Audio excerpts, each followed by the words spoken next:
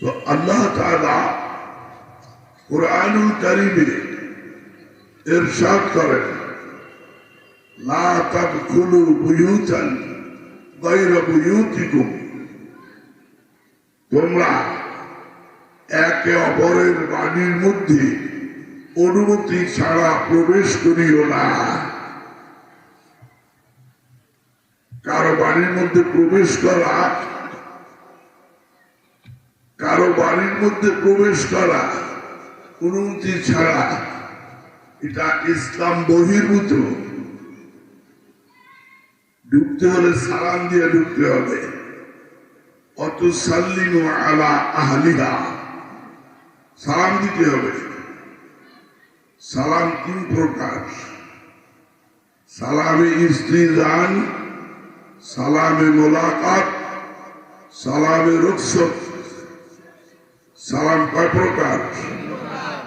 সালামে ইস্তিজান, সালামে মোলাকাত, সালামে রুখসত। কারো বাড়ির মধ্যে প্রবেশ করার সময় যে সালাম দিবেন এইটাকে বলে সালামে ইস্তিজান। আর সাক্ষাতের সালাম যেটা, এইটা সালামে মোলাকাত। বিদায় বেলার সালাম যেটা, এটা সালামে রুখসত। এই তিন প্রকার সালাম হলো সুন্নাত, অন্য অন্য সালাম হলো বিদআত। ইমানের শত্রু, ইমানের শত্রু হলো শিরক, মানুষের শত্রু হলো শয়তান, মুমিনের শত্রু হলো কুফর, সুন্নতের শত্রু হলো বিদআত। আমাদের মুসলিম সমাজে এমন কতগুলি বিদআত জারি হয়েছে যেগুলি ঠিক সুন্নতের ছাঁচে গড়ে উঠেছে, কিন্তু প্রকৃত সুন্নতের সাথে তার দূর দূরান্তের সম্পর্কও নাই। তবে সালাম কয় প্রকার মনে রাখবেন। সমালোচনা নয়, গঠনমূলক আলোচনা করছি। অনেক বক্তারা টুকরা টুকরা করিয়া মা বোন ভাইটাই আত্মীয় লোকজনকে সম্বোধন করিয়া শেষে কয় আসসালামু আলাইকুম, কয় কি কয়, কথা ঠিক কিনা? অথচ আল্লাহ রাসূল বলেন আসসালামু ক্বাবলাল কালাম। ছোট্ট হাদিস, এটা আপনারা মুখস্থও করতে পারেন। আসসালামু ক্বাবলাল কালাম, আগে সালাম পরে কালাম, মানে সকলের আগে সালাম দিতে হবে। হযরত আয়েশা রাদিয়াল্লাহু তাআলা আনহা বলেন, আল্লাহ রাসূলকে আমরা কোনদিন আগে সালাম দিতে পারি নাই।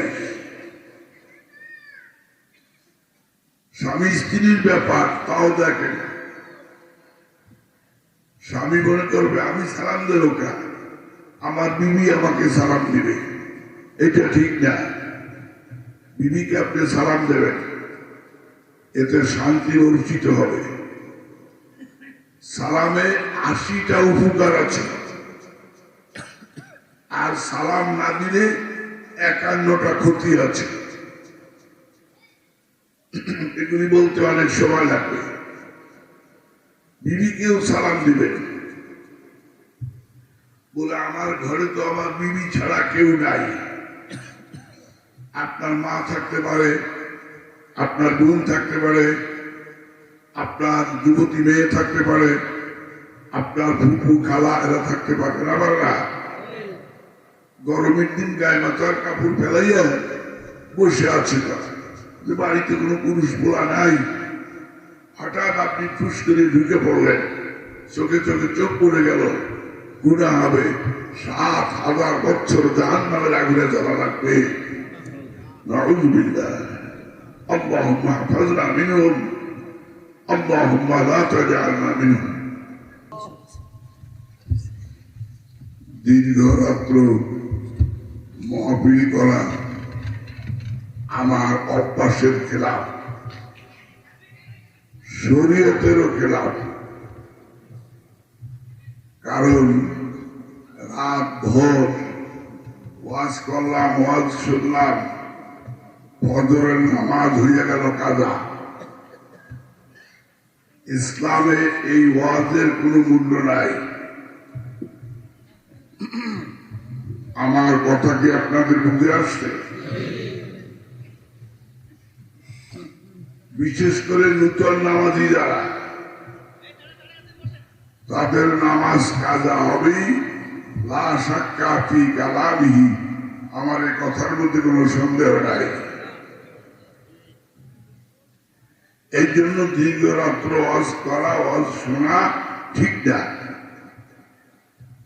যারা দাঁড়িয়ে আছো বাবা, তোমরা বসে পড়ো, যেখানে জায়গা পাও বসে যাও বাবা। মানার মধ্যে শান্তি, আর না মানার মধ্যে অশান্তি। সবাইকে বসার জন্য বলছি, হইচই করবে না। ভলান্টিয়ার যারা আছো, স্বেচ্ছাসেবক, তারা ইশারায় লোকজনকে বসায় দেবে, বসেন বসেন বসেন, এরকম করবে না। এই বসেনও একটা কথা। আমার কথা ভালো লাগুক চাই না লাগুক, চুপটি করে কিছুক্ষণ বসেই দেখেন ভালো ধান আর ছিটা ধান একসঙ্গে বিক্রি হইয়া যায়। ভালো মানুষ আর বন্ধ মানুষ একই সঙ্গে আল্লাহ প্রেমের বাজারে বিক্রি হইয়া যায়। বসেই দেখুন।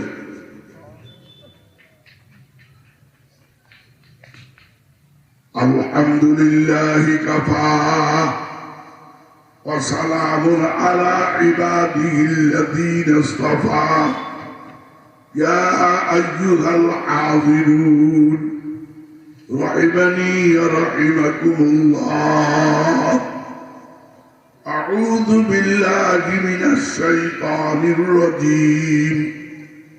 بسم الله الرحمن الرحيم. لا تدخلوا بيوتا غير بيوتكم الآخر. قال رسول الله صلى الله عليه وسلم: من يرد الله به خيرا يفقهه في الدين.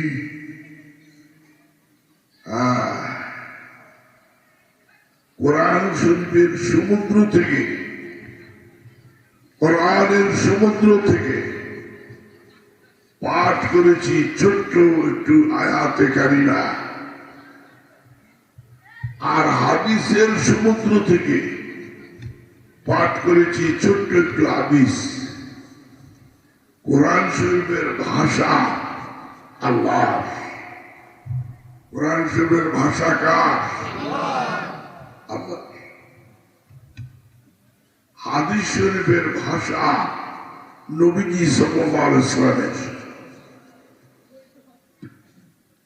ভাব হলো আল্লাহ। কোরআনের ভাষাও আল্লাহ, ভাবও আল্লাহ। হাদিসের ভাষা নবীজি সাল্লাল্লাহু আলাইহি ওয়াসাল্লামের, ভাব হলো আল্লাহ।